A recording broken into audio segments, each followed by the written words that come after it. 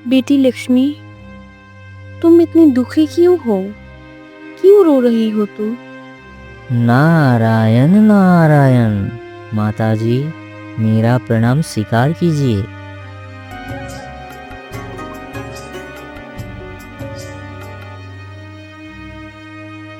रतनगढ़ राज्य में महाराज विक्रम नाम की एक राजा हुआ करता था। महाराज विक्रम बहुत ही अत्याचारी राजा था। वो अपने राज्य में पुत्री का जन्म लेना पाप समझते थे।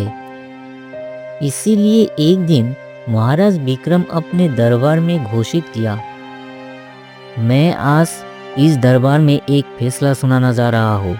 आप लोग ध्यान से सुनिए। मैं चाहता हूँ कि मेरे इस रतनगढ़ राज्य में किसी को भी पुत्री संतान प्राप्त ना हो। अगर किसी को भी पुत्री हुई तो उसे उसी वक्त मार दिया जाएगा। ये बात पूरे राज्य में फैला दीजिए। जी महाराज, आपकी जो आज्ञा। इसके बाद राज्य में अगर किसी को पुत्री संतान हुई तो उसे महाराज के सैनिकों ने उठाकर ले जाते और उसे मार देते। महाराज विक्रम की इस फैसले के कारण राज्यों की सभी प्रजाओं परेशान में रहते।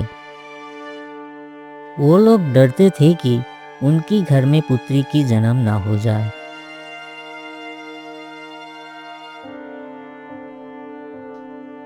एक दिन महारानी लक्ष्मी अपने कमरे में अपने आप कहने लगे, हे भगवान, ये सब क्या हो रहा है? इस राज्य में महाराज इतना निर्दयी कैसे हो सकता है? राज्यों में बेटियों की जन्म होते ही मार देते हैं। महाराज ने ये घोर पाप कर रहे हैं। हे माँ दुर्गा, आप ही महाराज को कोई मार्ग दिखाइए।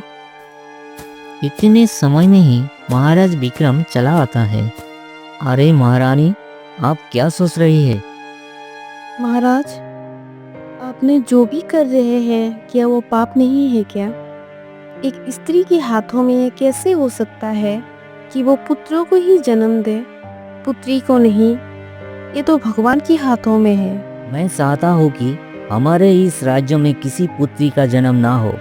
इस राज्य में बेटियों की कोई जगह नहीं है। समझ गए आप? ये बात कहकर महाराज वहां से चला जाता है।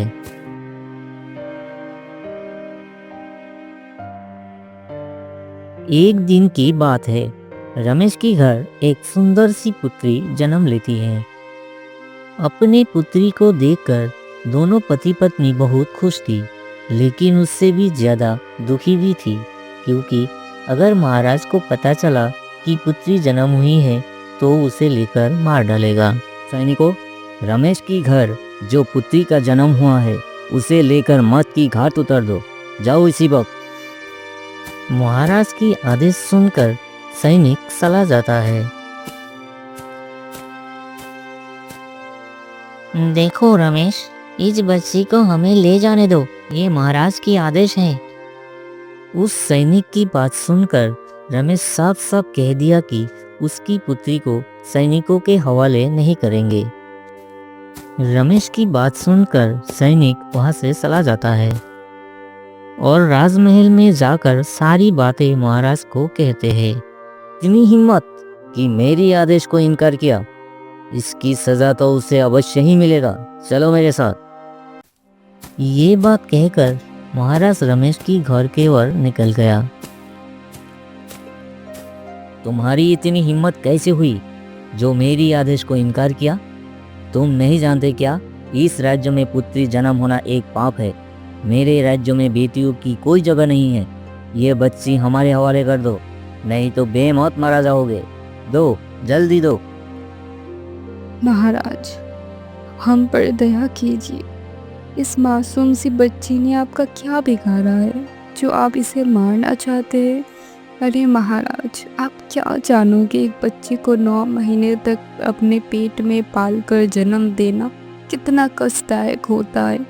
ये तो एक माँ ही जानती है। मैं ये सब बातें सुनने नहीं आया हूँ। अगर मेरी बात नहीं माना तो सबको मृत्युदंड दूंगा, अभी और इसी वक्त। समझे? ये पाप है महाराज, ये पाप है। अगर आप हमें मार भी दे तब भी हम हमारी बच्ची को एक पापी के हाथ में नहीं देंगे। रमेश की पत्नी की बात सुनकर महाराज विक्रम बहुत ही क्रोधित हो गया और बच्ची के साथ साथ रमेश और उसकी पत्नी को भी मार दिया।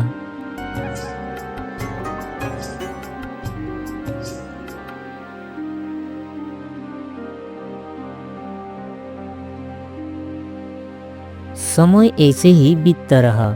9 महीने गुजर गई। एक दिन महारानी लक्ष्मी अपने कमरे में थी और कुछ सोच रही थी। महारानी लक्ष्मी माँ बनने वाली थी। वो सोचकर डर रही थी कि उन्हें भी बेटी हुआ तो।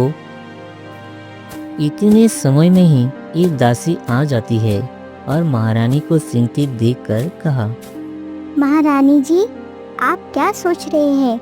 आपके चेहरे पर चिंता की रेखाएं झलक रही है। तुम तो जानते ही हो कि मैं माँ बनने वाली हूँ। मुझे डर है कि बेटी ही जन्म ना हो जाए। अगर बेटी पैदा हुआ तो महाराज मुझे बहुत ही गुस्सा हो जाएगा और उन्हें मारने की कोशिश करेगा। मुझे इसी बात पर डर है। महारानी, आप बिल्कुल चिंता मत कीजिए। भगवान करे सब ठीक हो जाए। आपको आराम की जरूरत है। आप आराम कीजिए। ये बात कहकर वो दासी चली जाती है। ऐसे ही कुछ दिन बीत जाती है।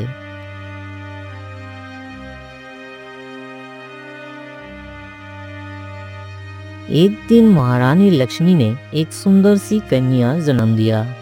महाराज, महारानी की बेटी हुई है।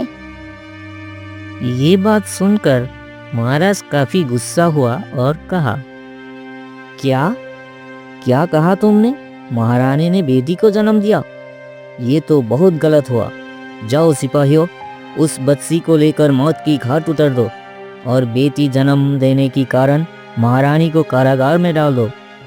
महाराज की आदेश अनुसार सिपाहियों ने महारानी को कारागार में डाल दिया और उस बच्ची को लेकर एक जंगल में जाने लगे।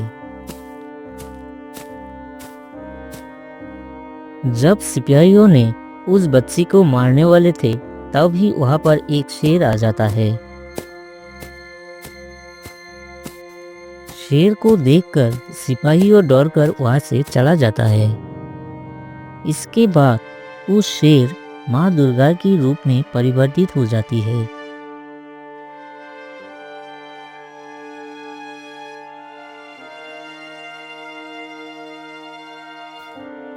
और एक साधारण सी स्त्री की रूप लेकर उस बच्ची को वहां से ले जाती है और एक स्त्री के हाथ में देते हुए कहा, सुनिए, ये इस राज्य की राजकुमारी है।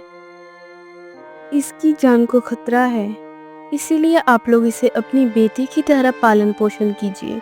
मैं जानता हूँ आप लोगों की कोई संतान प्राप्त नहीं हुई, इसीलिए इसको अपनी संतान ही समझकर पालन पोषण कीजिए।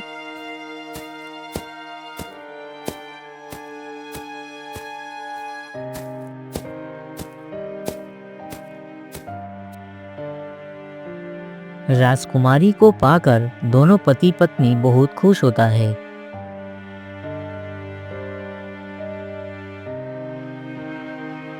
महाराज, आपकी जय हो। महाराज, आपके कहे अनुसार महारानी को कारागार में डाल दिया और उस बच्ची को मार दिया। उस सिपाही ने समझा था कि राजकुमारी को उस शेर ने शायद खा लिया हो। वो तो नहीं जानता था कि वो शेर कोई शेर नहीं बल्कि स्वयं माँ दुर्गा थी। शाबाश, बहुत बढ़िया। तुमने जो कार्य किया इसके लिए मैं तुम्हें जरूर इनाम दूंगा। इधर वो बात सुनकर महारानी काफी रोने लगी। हे दुर्गा माते, आपने मुझे ऐसी सजा क्यों दी? मैं तो आपकी ही सच्चे भक्त हूँ। हर समय मैं आपकी पूजा करती थी। हे माँ, मुझे बेटे देकर फिर से मुझसे ले गया। हे माँ, अब मैं किसके सहारे जीऊँ? मुझे भी अपने पास बुला लो। मुझे बेटी क्यों दिया? मुझे बेटी क्यों दिया? तब ही अचानक वहां पर माँ दुर्गा प्रकट हो जाती है। बेटी लक्ष्मी, तुम इतनी दुखी क्यों हो? क्यों रो रही हो तुम? महारानी ने तो हैरान ही रह गया कि स्वयं माँ दुर्गा उसके सामने दर्शन दी है। दर्शन पाकर महारानी ने कहा, हे माँ जगदम्बा, माँ शेरावली, आप मुझे दर्शन देकर मुझे धन्य किया है माँ।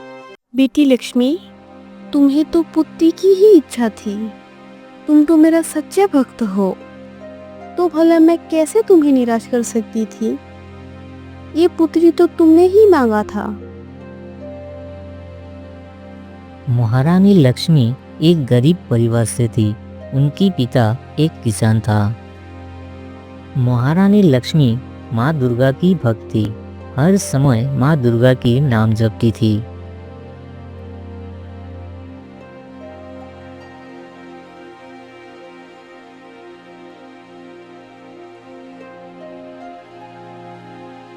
एक दिन उनकी श्रद्धा और भक्ति में मुग्ध होकर स्वयं माँ दुर्गा महारानी के सामने दर्शन देती है। बेटी लक्ष्मी, मैं तुम्हारी भक्ति से प्रसन्न हुई पुत्री। बोलो पुत्री, मांगो तुम्हें क्या चाहिए। माँ, मुझे कुछ नहीं चाहिए। आप मुझे पापी के सामने दर्शन दिया, मुझे और क्या चाहिए। मैं तो बहुत धन्य हो गया माता, बहुत धन्य हो गया। तुम तो मेरा सच्चा भक्त हो और मैं अपने भक्त को कभी निराश नहीं करती। बोलो बेटी, तुम्हें क्या चाहिए, मांगो। माँ, मुझे ऐसी वर दीजिए ताकि मैं एक पुत्री संतान प्राप्त कर सकूं, जो भविष्य में सबके कल्याण कर सके। तो तथास्तु, तुम्हारी मनोकामना पूरी हो जाएगी। हे माते, महाराज ने तो मेरी बेटियों को मार दिया है। नहीं पुत्री, तुम्हारी बेटी एक किसान के घर सुरक्षित है, उसे कुछ नहीं हुआ। तुमने मुझे जो वर मांगा था और वरुण ऋषि ने तुम्हारे पिता महाराज विक्रम को जो श्राप दिया था, इस दोनों कारण हेतु तुम्हारी बेटी की जन्म हुआ। तो भला उसे क्या हो सकती है। विधि का विधान कोई खंडन नहीं कर सकता।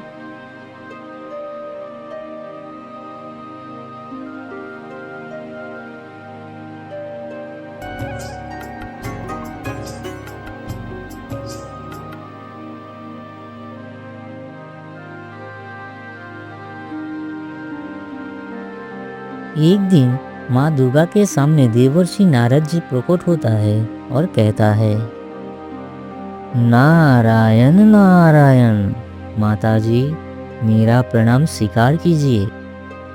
देवर्षि, आज आपको इतना विचलित क्यों दिखाई दे रहा है। क्या बात है देवर्षि। हे माते, धरती पर ये क्या हो रहा है। राजा विक्रम बहुत ही अत्याचारी होते जा रहा है। वो संसार में पुत्रियों की जन्म लेते ही मार रहे हैं। यह तो बहुत पाप कर रहे हैं राजा विक्रम ने। उसका अंत तो होना चाहिए माते, अंत होना चाहिए। आपका परम भक्त महारानी लक्ष्मी की पुत्री को भी मारने की कोशिश की थी राजा विक्रम ने, और लक्ष्मी को भी कारागार में बंदी बना दिया। आप कुछ कीजिए माते, नहीं तो इस संसार में। देवर्षि, आपको तो भोली भाली ज्ञात है। वहां पर वरुण ऋषि ने राजा विक्रम को एक श्राप दिया था कि वो अपनी पुत्री के हाथों ही मरेगा। हाँ माते, मुझे बिल्कुल ज्ञात है। वहाँ पर वरुण ऋषि ने राजा विक्रम को एक श्राप दिया था कि वो अपनी पुत्री के हाथों ही मरेगा। जब सैनिकों ने महाराज विक्रम को बताया, तब राजा विक्रम रमेश की घर की ओर निकल आया, परंतु घर के बाहर ही वरुण नामक एक ऋषि से मुलाकात होती है। रुक जाइए राजन, आप उस बच्ची को मार नहीं सकते। तुम्हारी इतनी हिम्मत कि तुम मुझे रोकने की बात कर रहे हो। महाराज, उस मासूम ने आपका क्या बिगाड़ा है। आप जो कर रहे हो वो पाप है महाराज, घोर पाप है।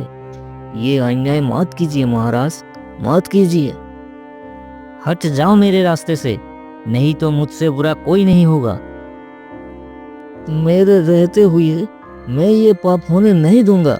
आप लौट जाइए। वरुण ऋषि की ये बात सुनकर महाराज को बहुत ही गुस्सा आया और वरुण ऋषि के सर धड़ से अलग कर दिया। अरे दुष्ट पापी, मैं तुझे श्राप देता हूँ कि तेरी भी एक पुत्री होगी और उसी पुत्री के हाथों में तेरी मौत होगी। तो देवर्षि, उस श्राप के अनुसार राजा विक्रम का अंत उनकी पुत्री से ही होगा। दूसरे ओर उस गरीब की झोपड़ी में राजकुमारी की परवरिश होने लगी। राजकुमारी 20 साल की हो चुकी है। एक दिन वो जान चुके थे कि वो महाराज की पुत्री है। भले ही मेरा पिता राजा विक्रम हो, मैं उन्हें कभी माफ नहीं करूंगी। इसी राज्य में उन्होंने बहुत अत्याचार किया। मैं उनके पास जरूर जाऊंगा और पूछूंगा कि लड़की होकर जन्म लेना कौन सी पाप है? क्या उन्हें जीने का कोई अधिकार नहीं है? ये बात कहकर राजकुमारी वहां से चली जाती है। राजकुमारी राजमहल में पहुंचकर सारी बातें बताती है महाराज विक्रम के सामने। जब राजा विक्रम जान चुका था कि उसकी पुत्री जिंदा है और उसके सामने ही खड़ा है, तो राजा विक्रम बहुत ही क्रोधित हो जाता है और राजकुमारी को मारने की कोशिश करता है। लेकिन राजकुमारी ने राजा विक्रम को अपने तलवार से मार देते हैं। राजा विक्रम की मृत्यु की बातें सुनकर सभी प्रजा खुश होते हैं। उसके बाद महारानी लक्ष्मी को कारागार से मुक्त करती है और सब लोग एक साथ राजमहल में रहने लगे।